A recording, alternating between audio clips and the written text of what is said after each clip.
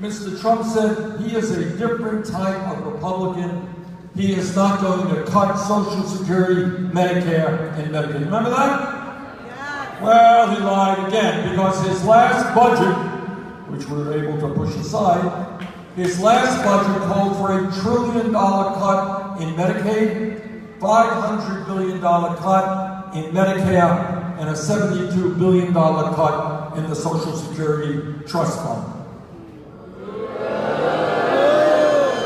Trump said during his campaign that he may be a multi-billionaire, but he is going to take on the establishment. Well, lied again. He appointed more billionaires to his administration than any president in American history. Trump said during his campaign that he was going to fight for tax reform which would not benefit the wealthy. Lied again. 83% of the benefits of his tax bill go to the top 1%.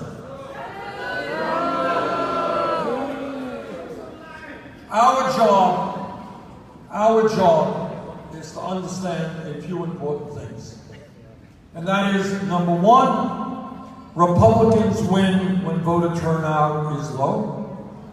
And we're going to change that in this election. Number two, please understand why in the front page of the USA Today, they're talking about voter suppression in minority areas. See, if your political view is tax breaks for billionaires and cutting programs for the elderly and the children and the sick and the poor, you don't win elections. The way they win elections is by making it harder for people to vote. All right? And your job right now, as never before, is not only for you to vote, it's to bring out your friends and your neighbors and your family members.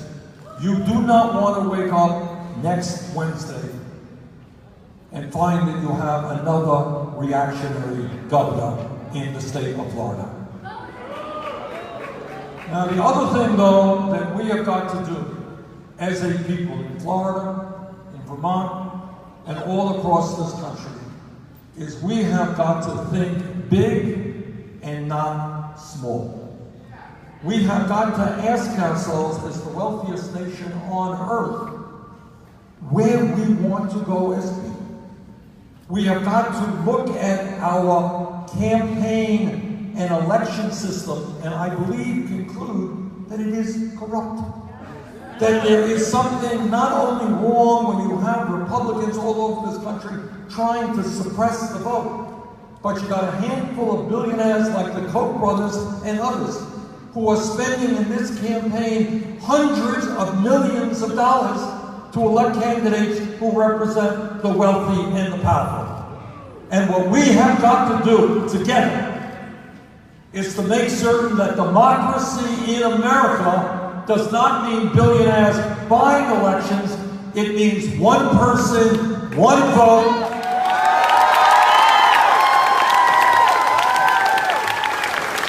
It means overturning this disastrous Citizens United Supreme Court decision. And it means moving to public funding of elections so that anybody in this room who wants to run for office will be able to do so, even if they're not a millionaire. And that's the direction we have to go. And as a nation, we have got to ask ourselves, not only is our political system corrupt, we have an economy today which has more income and wealth inequality than any other major country on earth. Are we satisfied with the three wealthiest people in this country owning more wealth than the bottom half of America? And meanwhile, we have the highest rate of childhood poverty of almost any nation on earth, and we have veterans sleeping out on the streets all over this country.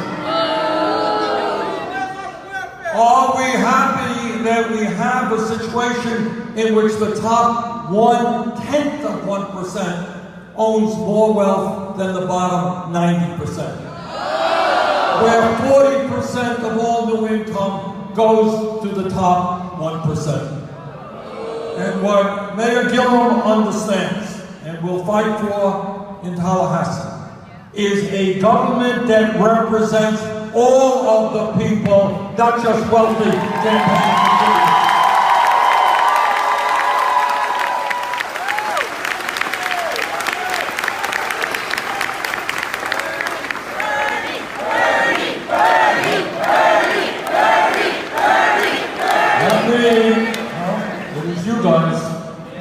You guys have the potential to make history. The entire country is looking at Florida. There is a reason why Trump is here today. The country is looking at Florida because they are deathly afraid, because the Republicans are deathly afraid that Gillum is going to win.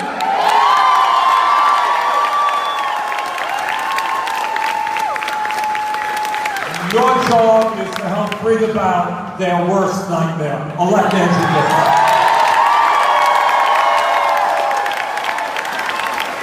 And Andrew also understands that in Florida and in Vermont and all over this country, we have a criminal justice system which is broken. We have more people in jail than any other country on earth. And what Andrew understands, it is more important to invest in jobs and education for our young people rather than jails and incarceration.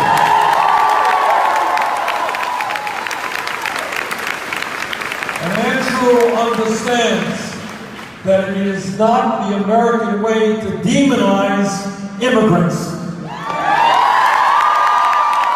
which is what Trump does every day. And Andrew will work with me to protect the young people in the DACA program and to move toward comprehensive immigration reform.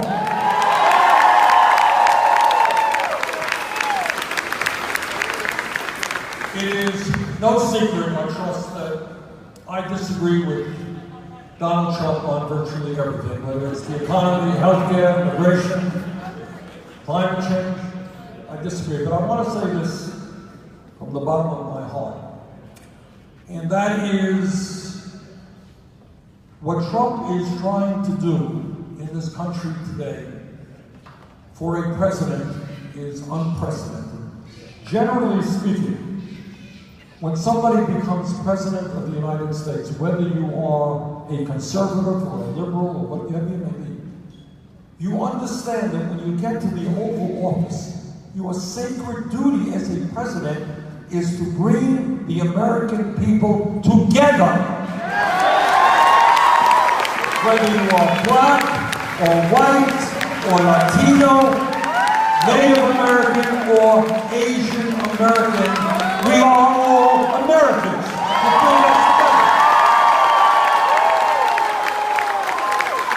Whether you are a male or a female, whether you are gay or straight, we are all Americans. Now everybody here understands that the history of America contains incredibly positive and wonderful moments. In so many ways, we have been a leader in the world. But our history also contains moments and aspects that have not been positive. You all remember that when the settlers first came here, the terrible things they did to the Native American people. You all know that. And I don't have to explain to anybody here the abomination of slavery and segregation and racism. And all of you know that in America 100 years ago, women were third-class citizens. Women not only did not have the right to vote, they couldn't go to a university like this. They couldn't go out and get the job of their choice. They were third-class citizens. And all of you know that our gay brothers and sisters have to deny their sexuality because of a great fear of harassment, of what people might think of them. You all know that throughout the history of this country, there has been terrible discrimination against Asian Americans, against Catholics, against Jews, against Italians, against the Irish, you name it. That's the bad news. But here is the good news, that throughout our history, going back to the very beginning, there were incredibly brave people of all races and all backgrounds who stood up and explained that we have a common humanity, that we are in this together no matter what the color of our skin is or where we come from.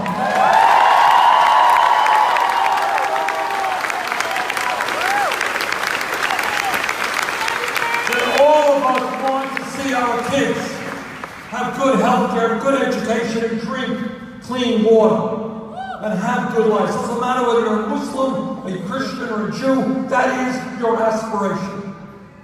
So I say to Donald Trump, who for cheap political points has been trying to divide us up, getting us to hate Muslims or immigrants or whatever they do, we have suffered too much in the history of our country from all forms of discrimination. Mr. Trump, whether you like it or not, we are not going backwards, we are going forwards.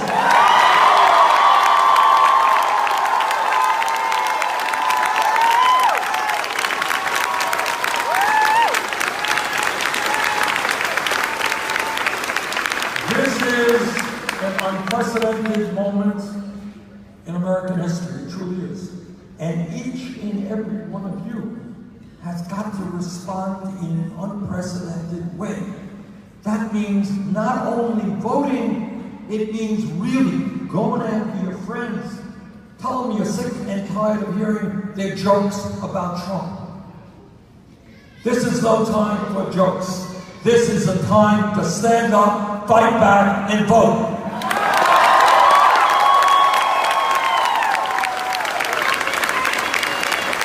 So I am asking you, and I'm begging you, they got 6 days left in this election. Please do everything that you can, not only for you to vote, but for everybody you know to vote. If the voter turnout is high, you are going to elect a wonderful human being as the next governor of this state.